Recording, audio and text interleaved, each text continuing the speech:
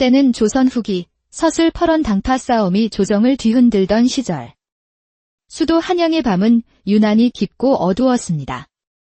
그 어둠을 가르며 거대한 기와집의 사랑채에서 시뻘건 불길이 하늘로 치솟았습니다. 붉은 불꽃은 마치 거대한 뱀처럼 기둥을 휘감고 올라가 지붕을 삼켰고 검은 연기는 불길한 기운을 내뿜으며 밤하늘을 뒤덮었습니다. 그리고 그 불길 앞에서 한 여인이 소복 차림으로 광기 어린 춤을 추고 있었습니다.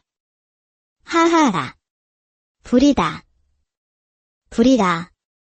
모두 다 타버려라. 잿더미가 되어 사라져 버려라. 그녀의 이름은 이세화, 나이 26, 한때 한양 제1의 미인이라 칭송받았고 사서삼경을 통달한 총명함으로 모든 이의 부러움을 샀던 명문가의 교수였습니다. 하지만 지금 그녀의 모습은 처참했습니다.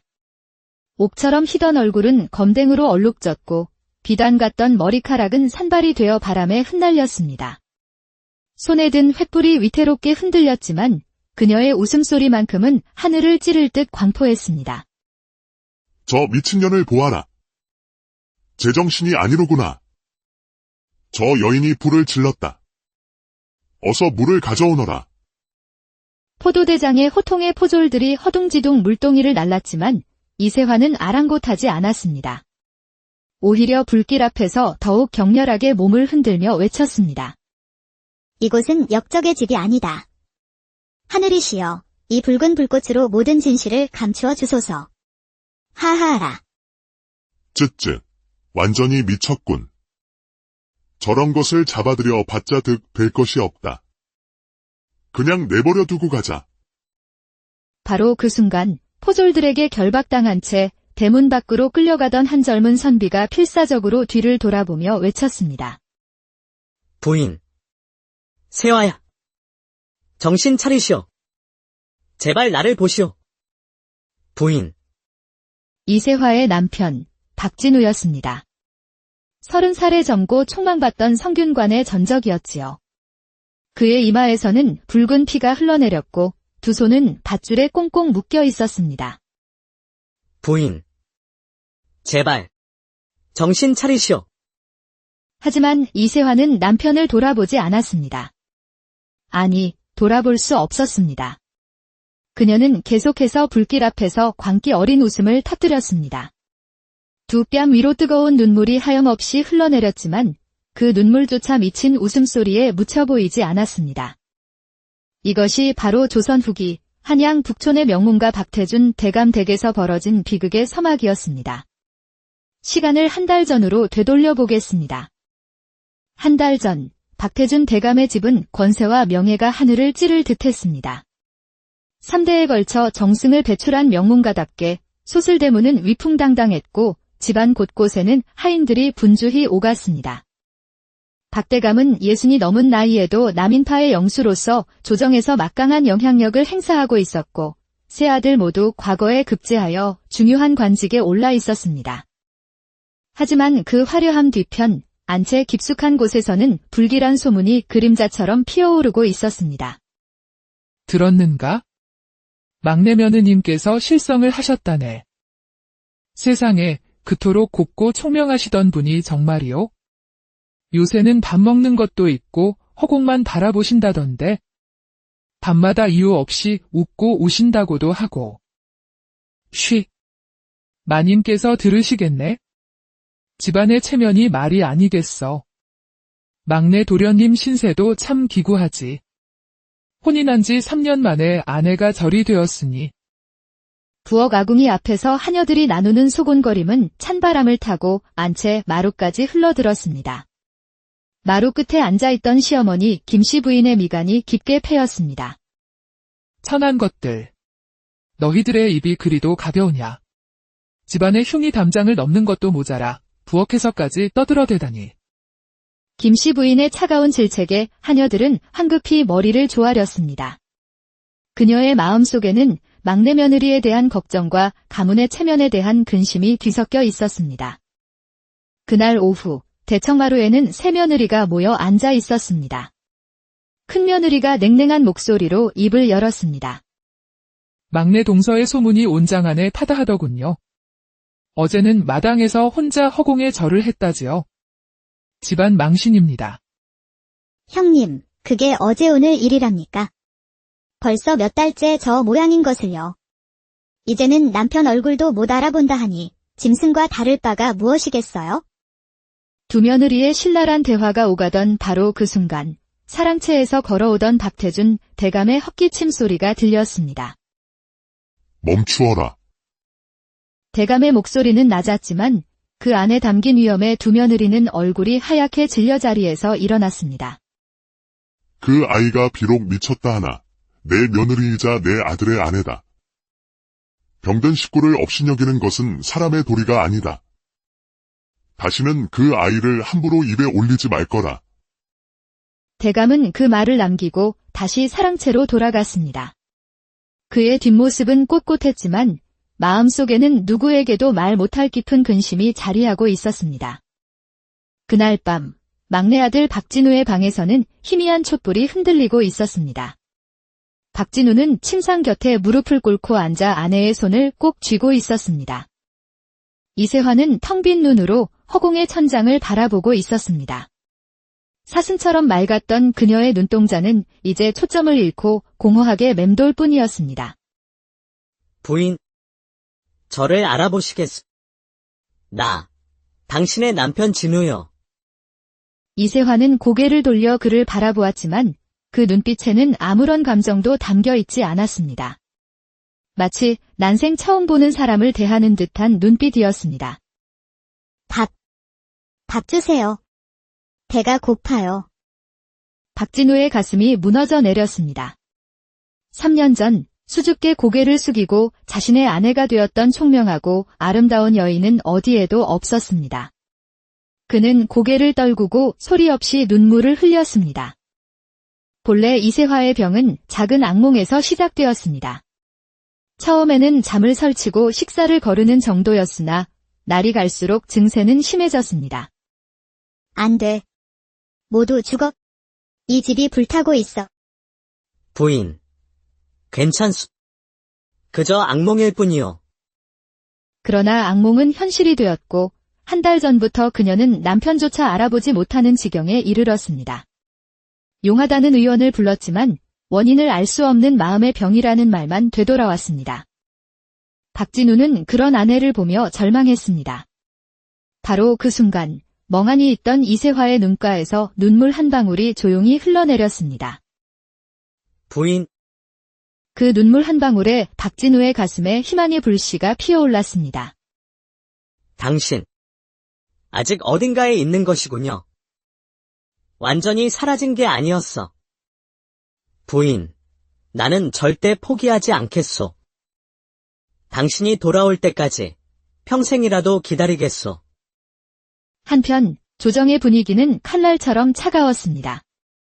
남인파와 서인파의 대립은 극에 달해 있었고 왕의 근심은 날로 깊어지고 있었습니다. 전하, 남인파 역도들이 조정을 어지럽히고 있사옵니다. 이들을 내치지 않으시면 종묘사직이 위태로울 것이옵니다. 전하, 이는 모함이옵니다. 신들은 오직 나라와 백성을 위해 개혁을 추진할 뿐이옵니다. 박태준 대감은 개혁의 중심에 서 있었고 그만큼 서인파의 집중 공격을 받고 있었습니다. 정치적 폭풍이 그의 가문을 향해 무섭게 몰려오고 있었습니다. 며칠 뒤 박 대감의 서재에 한밤중 비밀스러운 손님이 찾아왔습니다.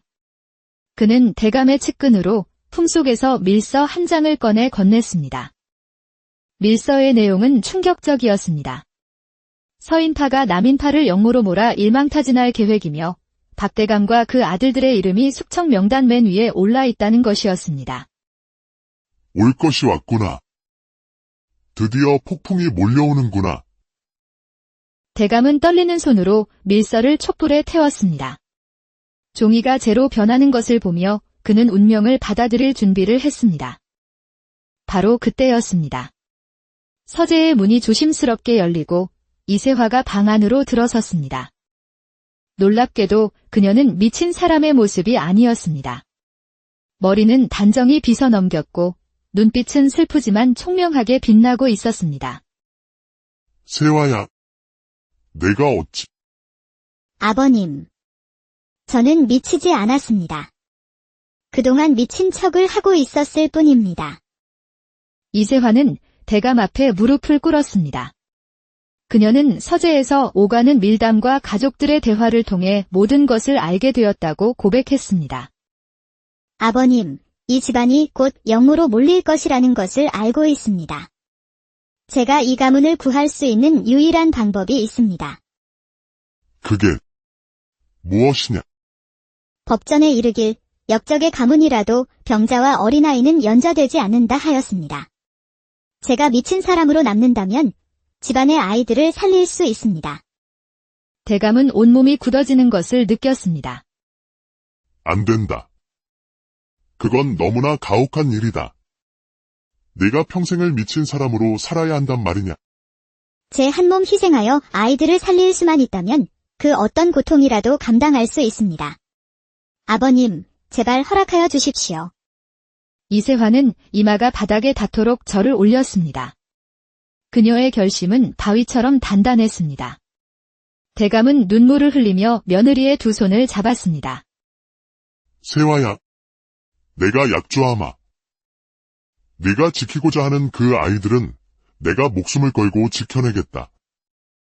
아버님, 한 가지 부탁이 더 있습니다. 제 남편에게는, 진우님께는 이 사실을 절대로 알리지 말아 주십시오. 그분은 감당하지 못할 것입니다. 그날 밤 촛불 아래에서 시아버지와 며느리는 누구도 알지 못하는 비장한 서약을 맺었습니다. 그리고 마침내 운명의 날이 밝았습니다. 새벽의 어둠을 뚫고 수십 명의 포졸들이 박대감의 집으로 들이닥쳤습니다. 역적 박태준과 그 일가는 모두 어명을 받들라. 영모죄로 전원 체포한다. 집안은 순식간에 아수라장이 되었습니다. 박대감과 세 아들, 부인들과 어린 손자들까지 모두 밧줄에 묶여 끌려 나왔습니다. 박진우가 아내의 손을 꼭 잡고 함께 끌려가려 할 때 포도대장이 그녀를 가리켰습니다. 저 여인은 미친 사람이다. 법도에 따라 연좌되지 않으니 내버려 두어라. 안 됩니다. 내 아내요. 내 아내를 혼자 둘 수는 없어. 박진우가 필사적으로 애원했지만 포졸의 몽둥이에 맞아 쓰러졌습니다.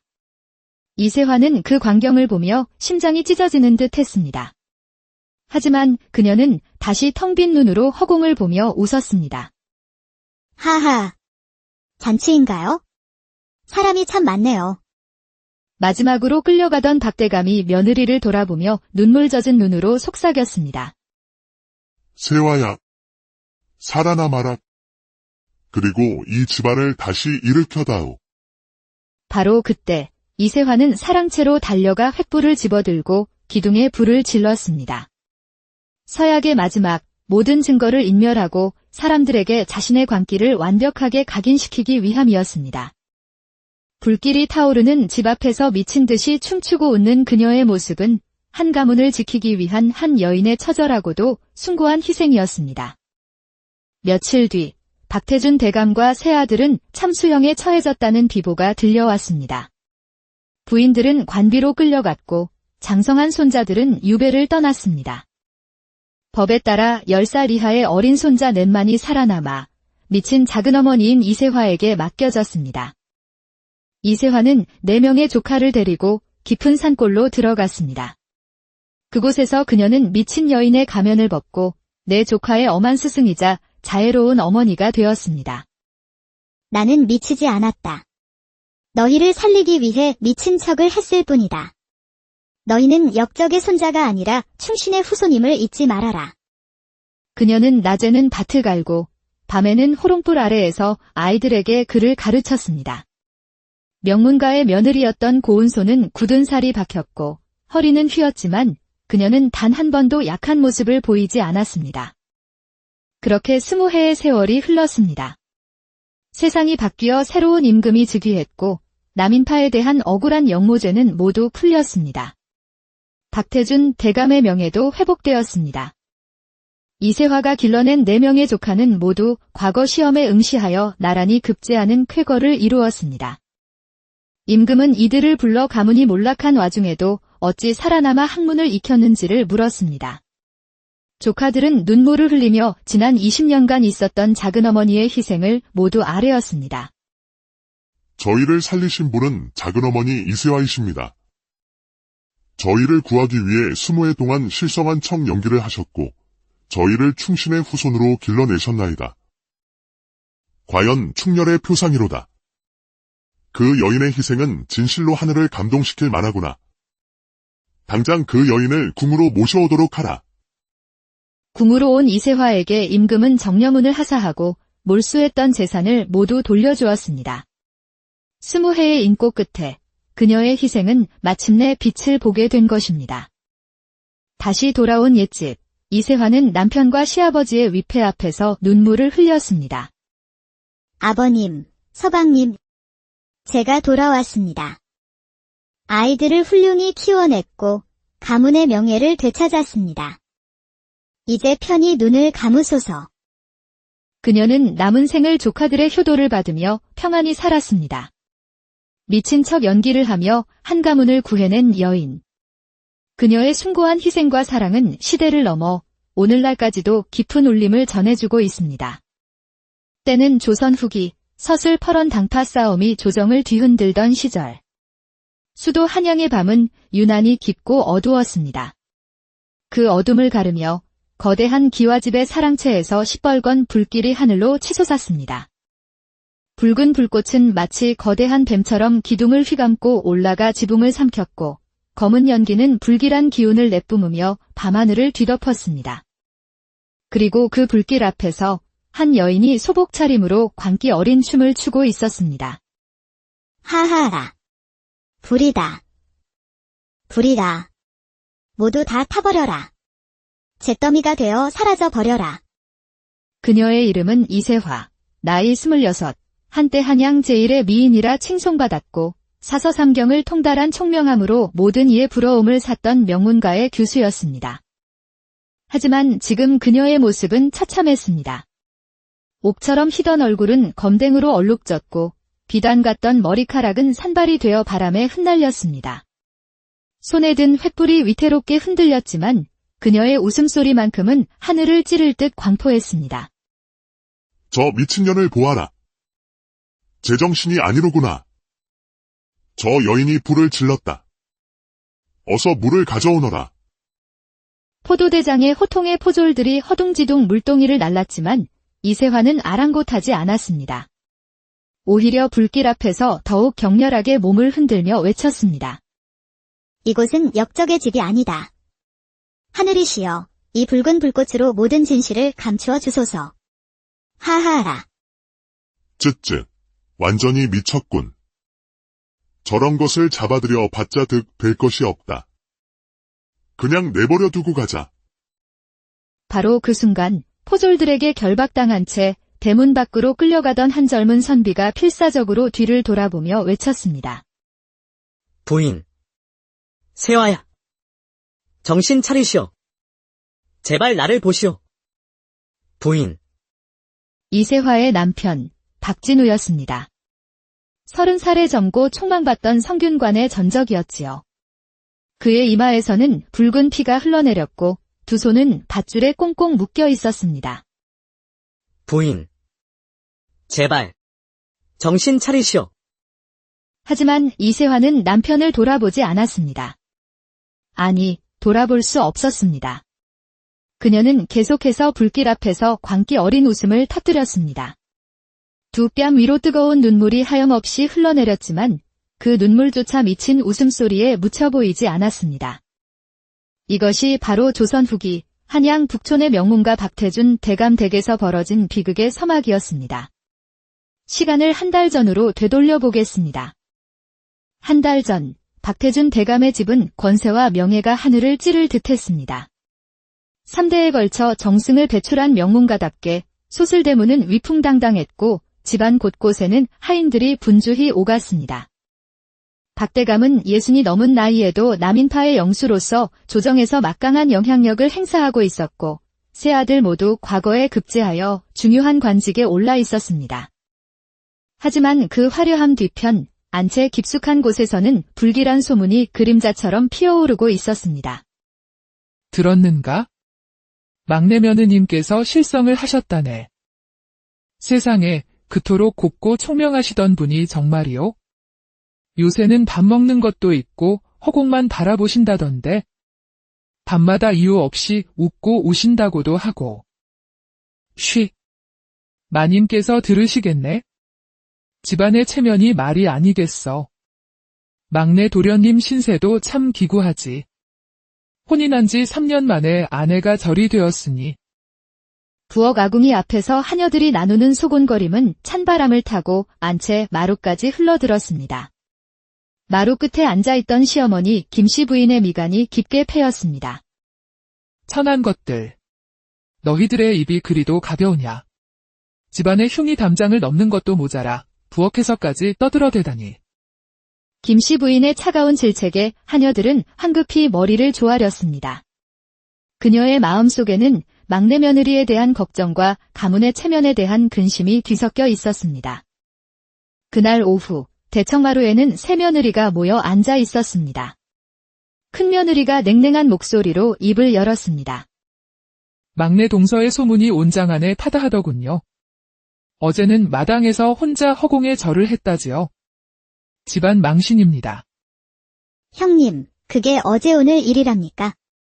벌써 몇 달째 저 모양인 것을요. 이제는 남편 얼굴도 못 알아본다 하니 짐승과 다를 바가 무엇이겠어요? 두 며느리의 신랄한 대화가 오가던 바로 그 순간 사랑채에서 걸어오던 박태준 대감의 헛기침 소리가 들렸습니다. 멈추어라. 대감의 목소리는 낮았지만 그 안에 담긴 위험에 두 며느리는 얼굴이 하얗게 질려 자리에서 일어났습니다. 그 아이가 비록 미쳤다 하나 내 며느리이자 내 아들의 아내다. 병든 식구를 업신여기는 것은 사람의 도리가 아니다. 다시는 그 아이를 함부로 입에 올리지 말 거라. 대감은 그 말을 남기고 다시 사랑채로 돌아갔습니다. 그의 뒷모습은 꼿꼿했지만 마음속에는 누구에게도 말 못할 깊은 근심이 자리하고 있었습니다.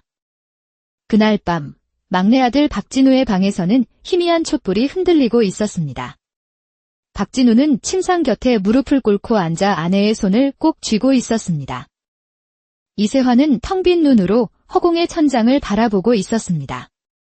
사슴처럼 맑았던 그녀의 눈동자는 이제 초점을 잃고 공허하게 맴돌 뿐이었습니다. 부인, 저를 알아보시겠소? 나, 당신의 남편 진우요. 이세화는 고개를 돌려 그를 바라보았지만 그 눈빛에는 아무런 감정도 담겨 있지 않았습니다. 마치 난생 처음 보는 사람을 대하는 듯한 눈빛이었습니다. 밥 주세요. 배가 고파요. 박진우의 가슴이 무너져 내렸습니다. 3년 전 수줍게 고개를 숙이고 자신의 아내가 되었던 총명하고 아름다운 여인은 어디에도 없었습니다. 그는 고개를 떨구고 소리 없이 눈물을 흘렸습니다. 본래 이세화의 병은 작은 악몽에서 시작되었습니다. 처음에는 잠을 설치고 식사를 거르는 정도였으나 날이 갈수록 증세는 심해졌습니다. 안 돼. 모두 죽어. 이 집이 불타고 있어. 부인, 괜찮소. 그저 악몽일 뿐이요. 그러나 악몽은 현실이 되었고 한 달 전부터 그녀는 남편조차 알아보지 못하는 지경에 이르렀습니다. 용하다는 의원을 불렀지만 원인을 알 수 없는 마음의 병이라는 말만 되돌아왔습니다. 박진우는 그런 아내를 보며 절망했습니다. 바로 그 순간 멍하니 있던 이세화의 눈가에서 눈물 한 방울이 조용히 흘러내렸습니다. 부인, 그 눈물 한 방울에 박진우의 가슴에 희망의 불씨가 피어올랐습니다. 당신, 아직 어딘가에 있는 것이군요. 완전히 사라진 게 아니었어. 부인, 나는 절대 포기하지 않겠소. 당신이 돌아올 때까지 평생이라도 기다리겠소. 한편 조정의 분위기는 칼날처럼 차가웠습니다. 남인파와 서인파의 대립은 극에 달해 있었고 왕의 근심은 날로 깊어지고 있었습니다. 전하, 남인파 역도들이 조정을 어지럽히고 있사옵니다. 이들을 내치지 않으시면 종묘사직이 위태로울 것이옵니다. 전하, 이는 모함이옵니다. 신들은 오직 나라와 백성을 위해 개혁을 추진할 뿐이옵니다. 박태준 대감은 개혁의 중심에 서 있었고 그만큼 서인파의 집중 공격을 받고 있었습니다. 정치적 폭풍이 그의 가문을 향해 무섭게 몰려오고 있었습니다. 며칠 뒤 박 대감의 서재에 한밤중 비밀스러운 손님이 찾아왔습니다. 그는 대감의 측근으로 품속에서 밀서 한 장을 꺼내 건넸습니다. 밀서의 내용은 충격적이었습니다. 서인파가 남인파를 영모로 몰아 일망타진할 계획이며 박 대감과 그 아들들의 이름이 숙청 명단 맨 위에 올라 있다는 것이었습니다. 올 것이 왔구나. 드디어 폭풍이 몰려오는구나. 대감은 떨리는 손으로 밀서를 촛불에 태웠습니다. 종이가 재로 변하는 것을 보며 그는 운명을 받아들일 준비를 했습니다. 바로 그때였습니다. 서재의 문이 조심스럽게 열리고 이세화가 방 안으로 들어섰습니다. 놀랍게도 그녀는 미친 사람의 모습이 아니었습니다. 머리는 단정히 빗어 넘겼고 눈빛은 슬프지만 총명하게 빛나고 있었습니다. 세화야, 내가 어찌... 아버님. 저는 미치지 않았습니다. 그동안 미친 척을 하고 있었을 뿐입니다. 이세화는 대감 앞에 무릎을 꿇었습니다. 그녀는 서재에서 오가는 밀담과 가족들의 대화를 통해 모든 것을 알게 되었다고 고백했습니다. 아버님, 이 집안이 곧 영모로 몰릴 것이라는 것을 알고 있습니다. 제가 이 가문을 구할 수 있는 유일한 방법이 있습니다. 그게 무엇이냐? 법전에 이르길 역적의 가문이라도 병자와 어린아이는 연좌되지 않는다 하였습니다. 제가 미친 사람으로 남는다면 집안의 아이들을 살릴 수 있습니다. 대감은 온몸이 굳어지는 것을 느꼈습니다. 안 된다. 그건 너무나 가혹한 일이다. 네가 평생을 미친 사람으로 살아야 한단 말이냐? 제 한 몸 희생하여 아이들을 살릴 수만 있다면 그 어떤 고통이라도 감당할 수 있습니다. 아버님, 제발 허락하여 주십시오. 이세화는 이마가 바닥에 닿도록 절을 올렸습니다. 그녀의 결심은 바위처럼 단단했습니다. 대감은 눈물을 흘리며 며느리의 두 손을 잡았습니다. 세화야, 내가 약조하마. 네가 지키고자 하는 그 아이들은 내가 목숨을 걸고 지켜내겠다. 아버님, 한 가지 부탁이 더 있습니다. 제 남편에게는, 진우님께는 이 사실을 절대로 알리지 말아 주십시오. 그분은 감당하지 못할 것입니다. 그날 밤 촛불 아래에서 시아버지와 며느리는 누구도 알지 못하는 비장한 서약을 맺었습니다. 그리고 마침내 운명의 날이 밝았습니다. 새벽의 어둠을 뚫고 수십 명의 포졸들이 박대감의 집으로 들이닥쳤습니다. 역적 박태준과 그 일가는 모두 어명을 받들라. 영모죄로 전원 체포한다. 집안은 순식간에 아수라장이 되었습니다. 박대감과 세 아들, 부인들과 어린 손자들까지 모두 밧줄에 묶여 끌려 나왔습니다. 박진우가 아내의 손을 꼭 잡고 함께 끌려가려 할 때 포도대장이 그녀를 가리켰습니다. 저 여인은 미친 사람이다. 법도에 따라 연좌되지 않으니 내버려 두어라. 안 됩니다. 내 아내요. 내 아내를 혼자 둘 수는 없소. 박진우가 필사적으로 애원했지만 포졸의 몽둥이에 맞아 쓰러졌습니다. 이세화는 그 광경을 보며 심장이 찢어지는 듯 했습니다. 하지만 그녀는 다시 텅 빈 눈으로 허공을 보며 웃었습니다. 하하. 잔치인가요? 사람이 참 많네요. 마지막으로 끌려가던 박대감이 며느리를 돌아보며 눈물 젖은 눈으로 속삭였습니다. 세화야, 살아남아라. 그리고 이 집안을 다시 일으켜다오. 바로 그때 이세화는 사랑채로 달려가 횃불을 집어들고 기둥에 불을 질렀습니다. 서약의 마지막 모든 증거를 인멸하고 사람들에게 자신의 광기를 완벽하게 각인시키기 위함이었습니다.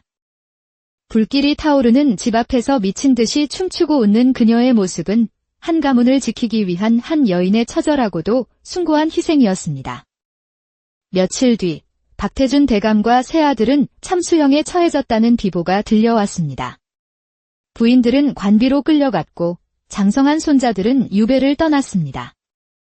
법에 따라 10살 이하의 어린 손자 넷만이 살아남아 미친 작은어머니인 이세화에게 맡겨졌습니다. 이세화는 4명의 조카를 데리고 깊은 산골로 들어갔습니다. 그곳에서 그녀는 미친 여인의 가면을 벗고 내 조카의 엄한 스승이자 자애로운 어머니가 되었습니다. 나는 미치지 않았다. 너희를 살리기 위해 미친 척을 했을 뿐이다. 너희는 역적의 손자가 아니라 충신의 후손임을 잊지 말아라.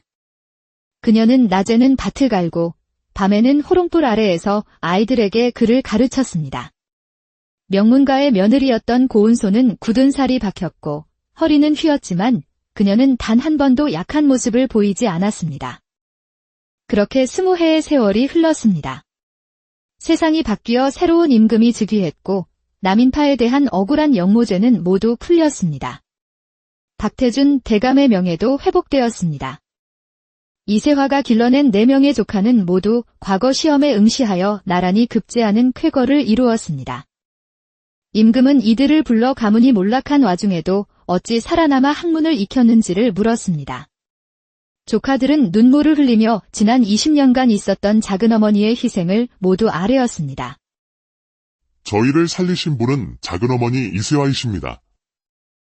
저희를 구하기 위해 20해 동안 실성한 청 연기를 하셨고 저희를 충신의 후손으로 길러내셨나이다. 과연 충렬의 표상이로다. 그 여인의 희생은 진실로 하늘을 감동시킬 만하구나. 당장 그 여인을 궁으로 모셔오도록 하라. 궁으로 온 이세화에게 임금은 정려문을 하사하고 몰수했던 재산을 모두 돌려주었습니다. 20해의 인고 끝에 그녀의 희생은 마침내 빛을 보게 된 것입니다. 다시 돌아온 옛집, 이세화는 남편과 시아버지의 위패 앞에서 눈물을 흘렸습니다. 아버님, 서방님, 제가 돌아왔습니다. 아이들을 훌륭히 키워냈고 가문의 명예를 되찾았습니다. 이제 편히 눈을 감으소서. 그녀는 남은 생을 조카들의 효도를 받으며 평안히 살았습니다. 미친 척 연기를 하며 한 가문을 구해낸 여인. 그녀의 숭고한 희생과 사랑은 시대를 넘어 오늘날까지도 깊은 울림을 전해주고 있습니다.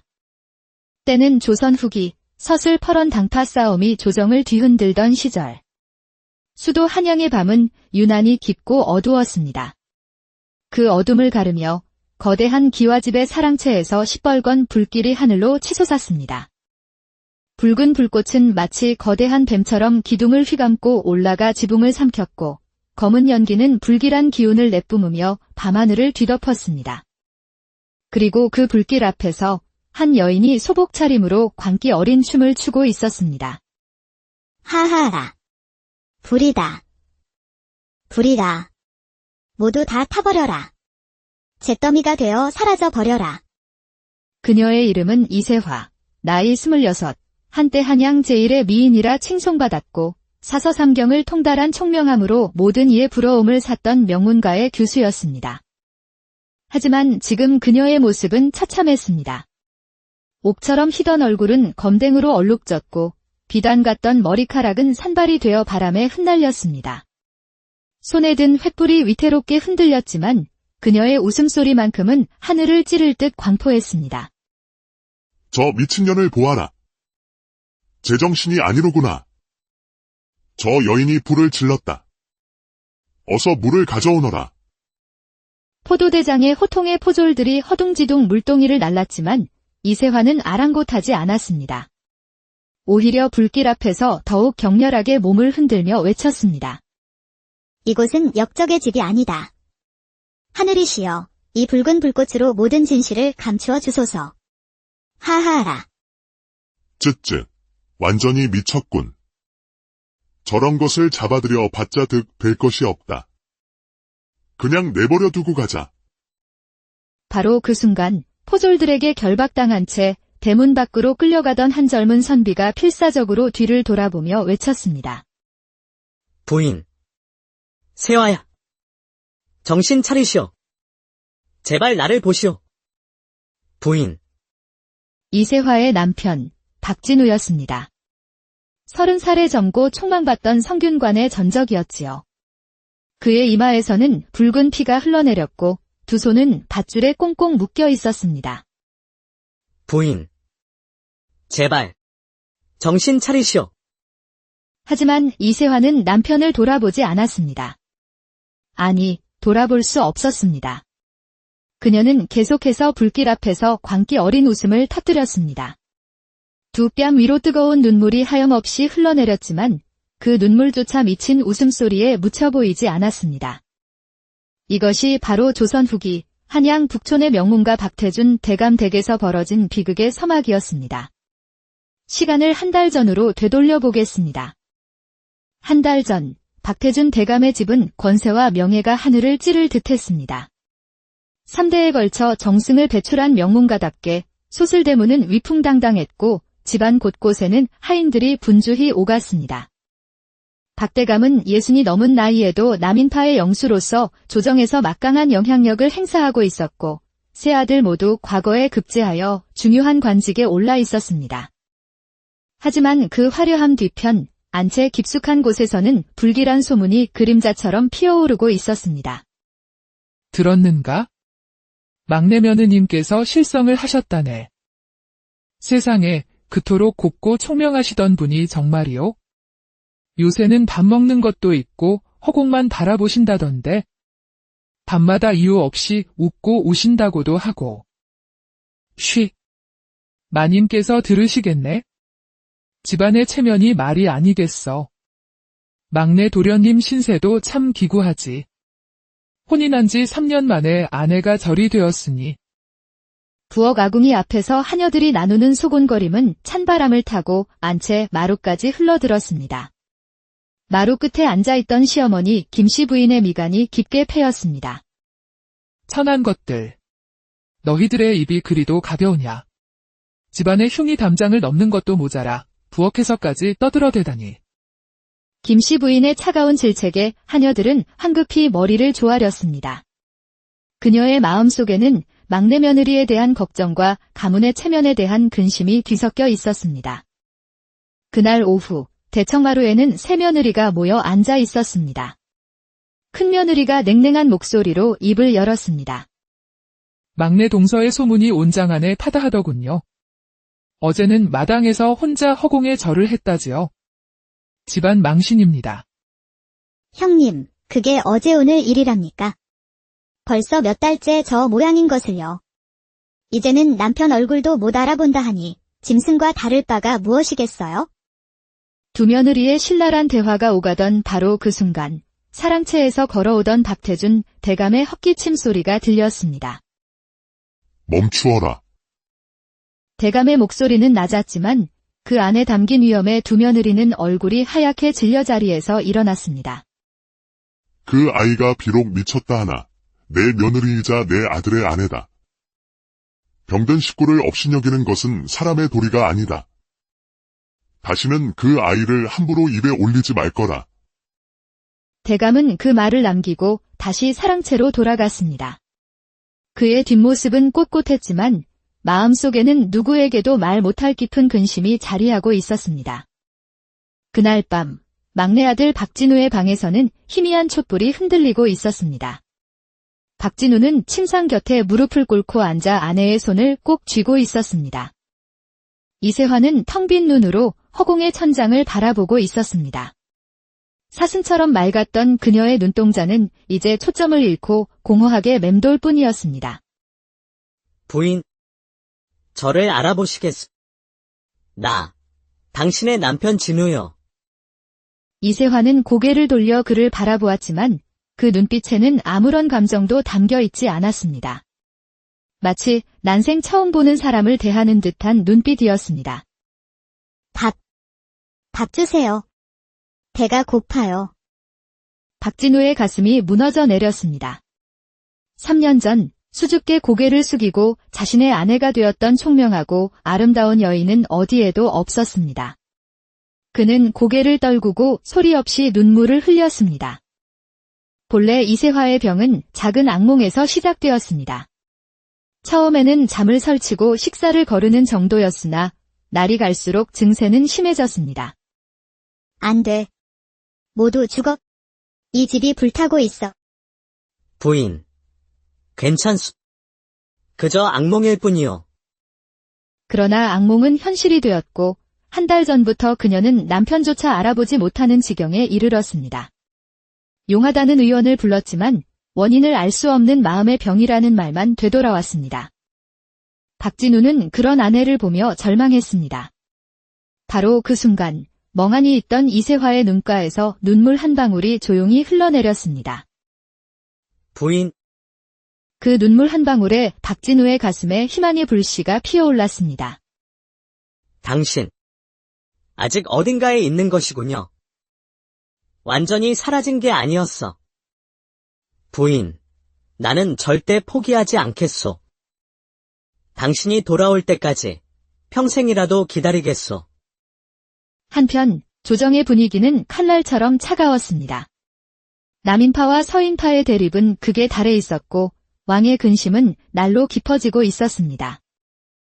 전하, 남인파 역도들이 조정을 어지럽히고 있사옵니다. 이들을 내치지 않으시면 종묘사직이 위태로울 것이옵니다. 전하, 이는 모함이옵니다. 신들은 오직 나라와 백성을 위해 개혁을 추진할 뿐이옵니다. 박태준 대감은 개혁의 중심에 서 있었고 그만큼 서인파의 집중 공격을 받고 있었습니다. 정치적 폭풍이 그의 가문을 향해 무섭게 몰려오고 있었습니다. 며칠 뒤 박 대감의 서재에 한밤중 비밀스러운 손님이 찾아왔습니다. 그는 대감의 측근으로 품속에서 밀서 한 장을 꺼내 건넸습니다. 밀서의 내용은 충격적이었습니다. 서인파가 남인파를 역모로 몰아 일망타진할 계획이며 박 대감과 그 아들들의 이름이 숙청 명단 맨 위에 올라 있다는 것이었습니다. 올 것이 왔구나. 드디어 폭풍이 몰려오는구나. 대감은 떨리는 손으로 밀서를 촛불에 태웠습니다. 종이가 재로 변하는 것을 보며 그는 운명을 받아들일 준비를 했습니다. 바로 그때였습니다. 서재의 문이 조심스럽게 열리고 이세화가 방 안으로 들어섰습니다. 놀랍게도 그녀는 미친 사람의 모습이 아니었습니다. 머리는 단정히 빗어 넘겼고 눈빛은 슬프지만 총명하게 빛나고 있었습니다. 세화야, 내가 어찌... 아버님. 저는 미치지 않았습니다. 그동안 미친 척을 하고 있었을 뿐입니다. 이세화는 대감 앞에 무릎을 꿇었습니다. 그녀는 서재에서 오가는 밀담과 가족들의 대화를 통해 모든 것을 알게 되었다고 고백했습니다. 아버님, 이 집안이 곧 영모로 몰릴 것이라는 것을 알고 있습니다. 제가 이 가문을 구할 수 있는 유일한 방법이 있습니다. 그게 무엇이냐? 법전에 이르길 역적의 가문이라도 병자와 어린아이는 연좌되지 않는다 하였습니다. 제가 미친 사람으로 남는다면 집안의 아이들을 살릴 수 있습니다. 대감은 온몸이 굳어지는 것을 느꼈습니다. 안 된다. 그건 너무나 가혹한 일이다. 네가 평생을 미친 사람으로 살아야 한단 말이냐? 제 한 몸 희생하여 아이들을 살릴 수만 있다면 그 어떤 고통이라도 감당할 수 있습니다. 아버님, 제발 허락하여 주십시오. 이세화는 이마가 바닥에 닿도록 절을 올렸습니다. 그녀의 결심은 바위처럼 단단했습니다. 대감은 눈물을 흘리며 며느리의 두 손을 잡았습니다. 세화야, 내가 약조하마. 네가 지키고자 하는 그 아이들은 내가 목숨을 걸고 지켜내겠다.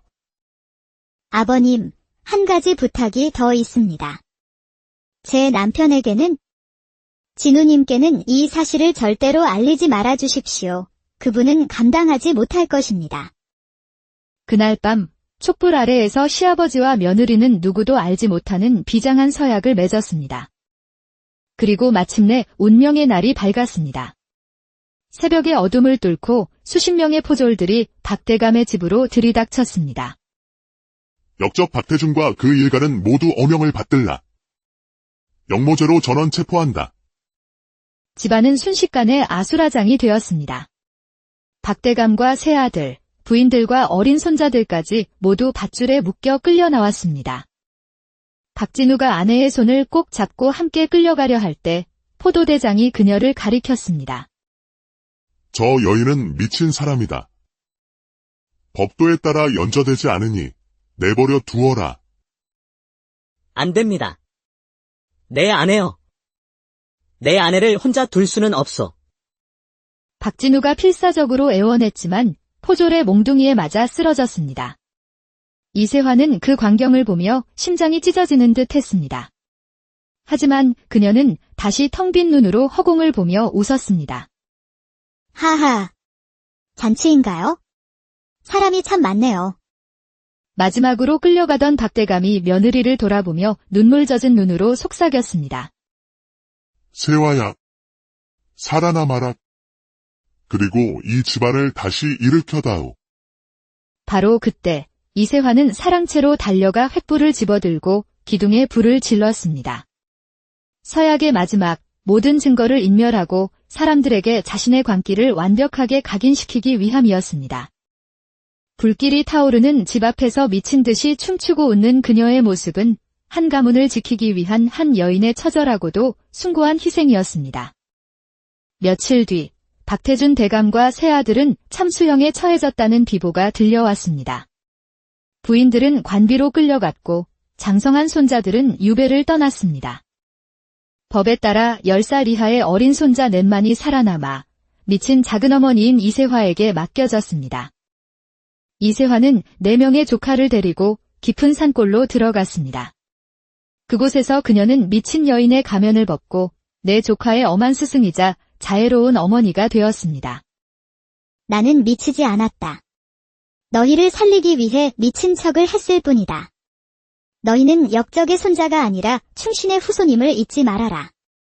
그녀는 낮에는 밭을 갈고 밤에는 호롱불 아래에서 아이들에게 글을 가르쳤습니다. 명문가의 며느리였던 고은소는 굳은 살이 박혔고 허리는 휘었지만 그녀는 단 한 번도 약한 모습을 보이지 않았습니다. 그렇게 20해의 세월이 흘렀습니다. 세상이 바뀌어 새로운 임금이 즉위했고 남인파에 대한 억울한 역모죄는 모두 풀렸습니다. 박태준 대감의 명예도 회복되었습니다. 이세화가 길러낸 4명의 조카는 모두 과거 시험에 응시하여 나란히 급제하는 쾌거를 이루었습니다. 임금은 이들을 불러 가문이 몰락한 와중에도 어찌 살아남아 학문을 익혔는지를 물었습니다. 조카들은 눈물을 흘리며 지난 20년간 있었던 작은어머니의 희생을 모두 아뢰었습니다. 저희를 살리신 분은 작은어머니 이세화이십니다. 저희를 구하기 위해 20해 동안 실성한 청 연기를 하셨고 저희를 충신의 후손으로 길러내셨나이다. 과연 충렬의 표상이로다. 그 여인의 희생은 진실로 하늘을 감동시킬 만하구나. 당장 그 여인을 궁으로 모셔오도록 하라. 궁으로 온 이세화에게 임금은 정려문을 하사하고 몰수했던 재산을 모두 돌려주었습니다. 20해의 인고 끝에 그녀의 희생은 마침내 빛을 보게 된 것입니다. 다시 돌아온 옛집, 이세화는 남편과 시아버지의 위패 앞에서 눈물을 흘렸습니다. 아버님, 서방님, 제가 돌아왔습니다. 아이들을 훌륭히 키워냈고 가문의 명예를 되찾았습니다. 이제 편히 눈을 감으소서. 그녀는 남은 생을 조카들의 효도를 받으며 평안히 살았습니다. 미친 척 연기를 하며 한 가문을 구해낸 여인. 그녀의 숭고한 희생과 사랑은 시대를 넘어 오늘날까지도 깊은 울림을 전해주고 있습니다. 때는 조선 후기 서슬 퍼런 당파 싸움이 조정을 뒤흔들던 시절. 수도 한양의 밤은 유난히 깊고 어두웠습니다. 그 어둠을 가르며 거대한 기와집의 사랑채에서 시뻘건 불길이 하늘로 치솟았습니다. 붉은 불꽃은 마치 거대한 뱀처럼 기둥을 휘감고 올라가 지붕을 삼켰고 검은 연기는 불길한 기운을 내뿜으며 밤하늘을 뒤덮었습니다. 그리고 그 불길 앞에서 한 여인이 소복 차림으로 광기 어린 춤을 추고 있었습니다. 하하라. 불이다. 불이다. 모두 다 타버려라. 잿더미가 되어 사라져 버려라. 그녀의 이름은 이세화, 나이 26, 한때 한양 제1의 미인이라 칭송받았고 사서삼경을 통달한 총명함으로 모든 이의 부러움을 샀던 명문가의 교수였습니다. 하지만 지금 그녀의 모습은 처참했습니다. 옥처럼 희던 얼굴은 검댕으로 얼룩졌고 비단 같던 머리카락은 산발이 되어 바람에 흩날렸습니다. 손에 든 횃불이 위태롭게 흔들렸지만 그녀의 웃음소리만큼은 하늘을 찌를 듯 광포했습니다. 저 미친년을 보아라. 제정신이 아니로구나. 저 여인이 불을 질렀다. 어서 물을 가져오너라. 포도대장의 호통의 포졸들이 허둥지둥 물동이를 날랐지만 이세화는 아랑곳하지 않았습니다. 오히려 불길 앞에서 더욱 격렬하게 몸을 흔들며 외쳤습니다. 이곳은 역적의 집이 아니다. 하늘이시여, 이 붉은 불꽃으로 모든 진실을 감추어 주소서. 하하하라. 쯧쯧. 완전히 미쳤군. 저런 것을 잡아들여 봤자 득 될 것이 없다. 그냥 내버려 두고 가자. 바로 그 순간 포졸들에게 결박당한 채 대문 밖으로 끌려가던 한 젊은 선비가 필사적으로 뒤를 돌아보며 외쳤습니다. 부인. 세화야. 정신 차리시오. 제발 나를 보시오. 부인. 이세화의 남편 박진우였습니다. 30살의 젊고 총망받던 성균관의 전적이었지요. 그의 이마에서는 붉은 피가 흘러내렸고 두 손은 밧줄에 꽁꽁 묶여 있었습니다. 부인. 제발. 정신 차리시오. 하지만 이세화는 남편을 돌아보지 않았습니다. 아니, 돌아볼 수 없었습니다. 그녀는 계속해서 불길 앞에서 광기 어린 웃음을 터뜨렸습니다. 두 뺨 위로 뜨거운 눈물이 하염없이 흘러내렸지만 그 눈물조차 미친 웃음소리에 묻혀 보이지 않았습니다. 이것이 바로 조선 후기 한양 북촌의 명문가 박태준 대감 댁에서 벌어진 비극의 서막이었습니다. 시간을 한 달 전으로 되돌려 보겠습니다. 한 달 전, 박태준 대감의 집은 권세와 명예가 하늘을 찌를 듯했습니다. 3대에 걸쳐 정승을 배출한 명문가답게 소슬대문은 위풍당당했고 집안 곳곳에는 하인들이 분주히 오갔습니다. 박대감은 60이 넘은 나이에도 남인파의 영수로서 조정에서 막강한 영향력을 행사하고 있었고 세 아들 모두 과거에 급제하여 중요한 관직에 올라 있었습니다. 하지만 그 화려함 뒤편 안채 깊숙한 곳에서는 불길한 소문이 그림자처럼 피어오르고 있었습니다. 들었는가? 막내 며느님께서 실성을 하셨다네. 세상에 그토록 곱고 총명하시던 분이 정말이요? 요새는 밥 먹는 것도 있고 허공만 바라보신다던데. 밤마다 이유 없이 웃고 우신다고도 하고. 쉬. 마님께서 들으시겠네? 집안의 체면이 말이 아니겠어. 막내 도련님 신세도 참 기구하지. 혼인한 지 3년 만에 아내가 절이 되었으니. 부엌 아궁이 앞에서 하녀들이 나누는 소곤거림은 찬바람을 타고 안채 마루까지 흘러들었습니다. 마루 끝에 앉아있던 시어머니 김씨 부인의 미간이 깊게 패였습니다. 천한 것들. 너희들의 입이 그리도 가벼우냐. 집안의 흉이 담장을 넘는 것도 모자라 부엌에서까지 떠들어대다니. 김씨 부인의 차가운 질책에 하녀들은 황급히 머리를 조아렸습니다. 그녀의 마음속에는 막내 며느리에 대한 걱정과 가문의 체면에 대한 근심이 뒤섞여 있었습니다. 그날 오후 대청마루에는 세 며느리가 모여 앉아 있었습니다. 큰 며느리가 냉랭한 목소리로 입을 열었습니다. 막내 동서의 소문이 온장 안에 타다하더군요. 어제는 마당에서 혼자 허공에 절을 했다지요. 집안 망신입니다. 형님, 그게 어제 오늘 일이랍니까? 벌써 몇 달째 저 모양인 것을요. 이제는 남편 얼굴도 못 알아본다 하니 짐승과 다를 바가 무엇이겠어요? 두 며느리의 신랄한 대화가 오가던 바로 그 순간 사랑채에서 걸어오던 박태준 대감의 헛기침 소리가 들렸습니다. 멈추어라. 대감의 목소리는 낮았지만 그 안에 담긴 위험에 두 며느리는 얼굴이 하얗게 질려 자리에서 일어났습니다.